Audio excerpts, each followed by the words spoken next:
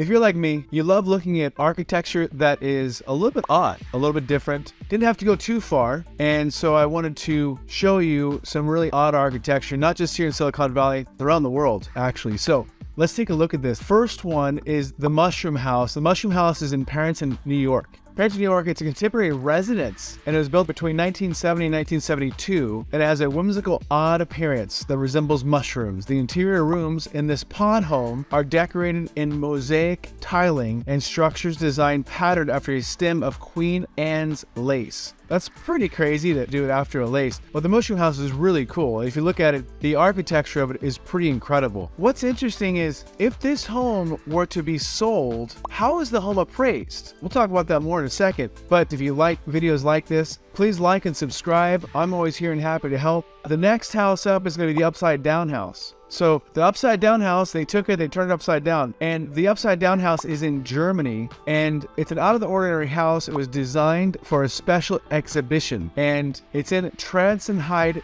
Germany, and is open to public for visiting. So this one is not a residence. The Mushroom House is an actual residence. The next one was built in 1968, and it's a beer can house, and that one is in Texas. I'd actually expected to be in Australia. It started on the exterior of the beer can house, making a metal canopy that was adorned with strings and beer can tops, each piece glittering like garlands in the sunlight. Beer bottles were repurposed into walls, casting colored shadows like stained glass. Stacks of bottles were also repurposed into fences, and broken bottles became mosaic material. So the beer can house, really an interesting looking house. I can't see how it actually resembles a beer can, but it's a really cool house. The next one will be the Nautilus, and the Nautilus is in Mexico City, Mexico. And the Nautilus is a really cool looking house, and so this unique shell-shaped house designed by architect Javier is very unusual and bold, following the idea of bioarchitecture, basing buildings on the natural principles of organic forms, bringing us back to creating harmony with nature. He was inspired to bring the life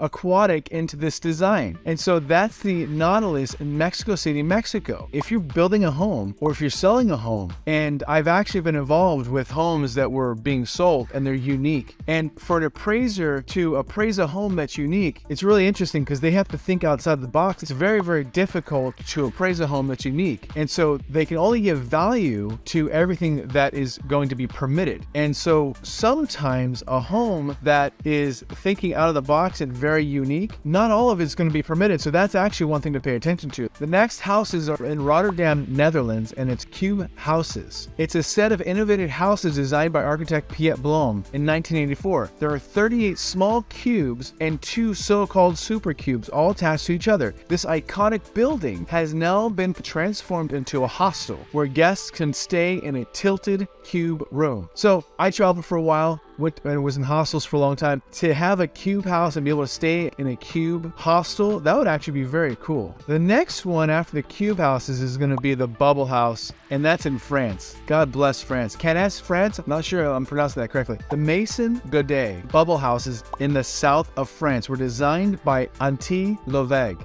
an anti-conformist architect with no diploma who built this residence in 1975. It stretches over 1,200 square meters, and each of its 10 suites was decorated by different artists. That's pretty incredible. And so if you were wondering, 1,200 meters turns out to 37 square feet. So that's the Bubble House in France. The next one is the Steel House. And the Steel House is in Ransom Canyon, Texas. The Steel House, designed by Robert Bruno, was built between 1973 and 1996 out of 110 tons of steel. That's the Steel House, and that's pretty incredible and extremely unique. Very unique property. This one actually is in Silicon Valley. It's in San Jose, and this is the Winchester Mystery House. So the Winchester Mystery House is very interesting because I've visited the Winchester Mystery House. I've talked about the Winchester Mystery House in other videos as well. If you haven't had a chance to visit the Winchester Mystery House and you live in Silicon Valley, go take a look at it. It's actually a very cool structure, and it's a very interesting story as well. The Queen Anne style Victorian mansion is renowned for its size, its architectural curiosities, and its lack of any master building plan. After her husband's death in 1881, Sarah Winchester began building her mansion. Carpenters were hired and worked on the house day and night until it became a 7-story mansion. She did not use an architect and added onto the building in a hap haphazard fashion so that the home contains numerous oddities like doors or stairs that go nowhere, windows overlooking other rooms, and stairs with odd-sized risers. After her death, many accounts attributed to these oddities to her belief in ghosts. And Sarah Winchester's husband was the inventor of the Winchester rifle. If you do tour the home, some of the levels are actually blocked off, so they have it sectioned so you can only go to certain places. But very cool house. Again, San Jose, and that's the Winchester Mystery House. Next, I would go to Korea, and I would talk about the toilet-shaped house in Suwon, Korea. I'm not sure if I'm pronouncing that even close. The toilet-shaped house is named Haewuje.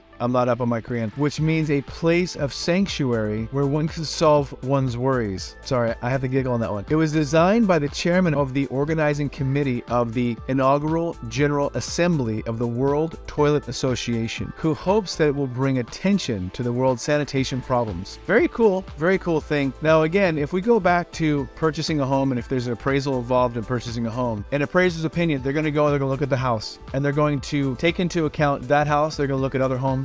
Now, maybe an appraiser, what they can do is they can take, and if it's a 4-bedroom home, then they can take into account that it's a 4-bedroom home, and they can try and compare it to other 4-bedroom homes in the area. If it's a home that's been overdeveloped, let's say it's a 6-bedroom or a 10-bedroom, and it's mostly in a 4-bedroom type of a development, and it's the only one that really sticks out, it becomes much more difficult for them, because if all of the other homes there are custom, and this home is not custom, then this is going to be a complete outlier, and it makes it much more difficult for the appraiser to give it as much value as they might be able to. It's like overdeveloping a home when you have other homes that are cookie cutter around it, and you take a home specifically and you really just put the high-end faucets, the high-end refrigerator, high-end kitchen, and do everything high-end to a home. It's difficult for an appraiser to take that and to give it value for everything because it's overextended for the area. So these homes here, let me do one or two more. There's some really cool ones here. Let's go to the Crocodile House. The Crocodile House, this was in Cote d'Ivoire, and